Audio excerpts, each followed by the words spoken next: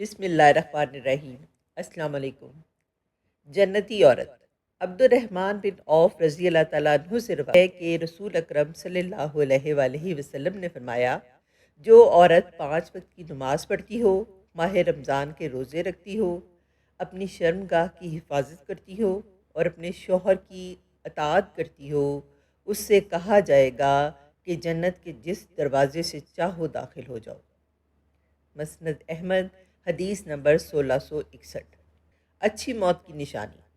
حضور صلی اللہ علیہ وآلہ وسلم نے فرمایا کہ اچانک موت کا آنا افسوس کے لائق ہے کہ مرنے والا نہ کچھ کہہ سکے نہ کر سکے۔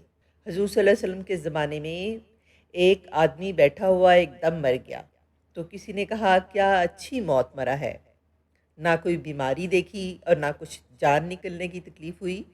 تو حضور صلی اللہ علیہ وسلم نے فرمایا کہ آپ نے اس آدمی سے یہ بات کی کہ تیرے پاس کیا ثبوت ہے کہ اچانک ایک دم مرنے سے اسے کوئی تکلیف نہیں ہوئی؟